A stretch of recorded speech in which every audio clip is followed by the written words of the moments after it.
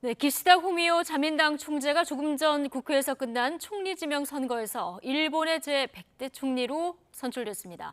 새 내각 출범과 함께 기시다 총리는 중의원을 해산하고 오늘 31일 총선을 실시할 방침이어서 바로 선거 국면에 들어가게 됐습니다. 일본 도쿄 연결하겠습니다. 이경아 특파원.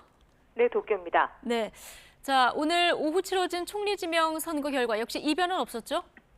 네, 그렇습니다. 총리 지명 선거는 오늘 오후 1시부터 중의원에 이어 참의원에서도 진행됐습니다. 의원들이 자기가 지지하는 총리 후보의 이름을 투표용지에 직접 쓰는 방식으로 이루어졌는데요. 기시다 자민당 총재는 선거 결과 양원에서 모두 과반 이상을 얻어 일본의 제100대 총리로 지명됐습니다.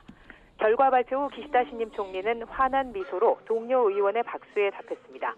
자민공명연립여당이 중의원과 참의원에서 모두 과반을 웃도는 의석을 갖고 있어 투표 결과에 이변은 없었습니다.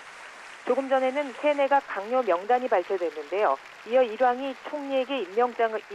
이어서 일왕에게 총리가 임명장을 받고 강요 인증식이 끝나면 기시다 정권이 공식 출범하게 됩니다.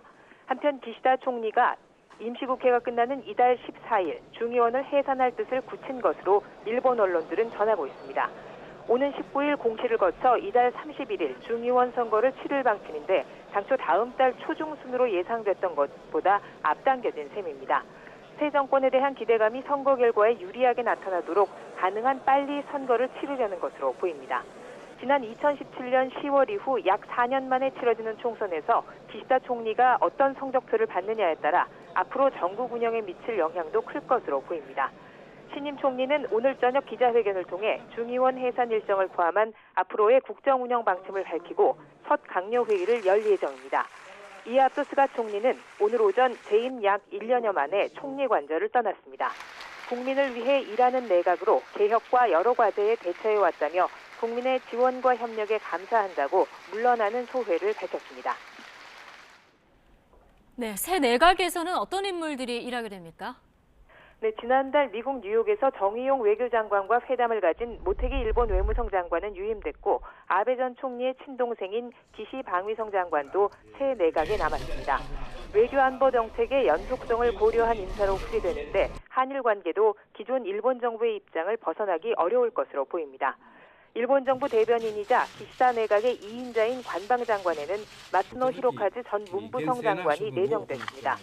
마츠노 신임 장관은 문부성 장관 시절 일본 위안부 모집의 강제성을 부정하는 내용의 의견 광고를 아베 전 총리와 함께 미국 신문에 낸 인물로 알려져 있습니다.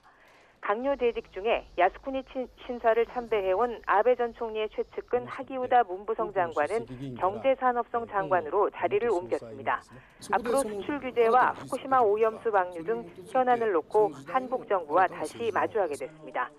재무성 장관에는 아소 전 총리의 친척인 스즈키 주니치 전 환경성 장관이 지명됐고 총재 선거에 출마했던 노다 세코 의원은 저출산 대책 담당 장관을 맡게 됐습니다.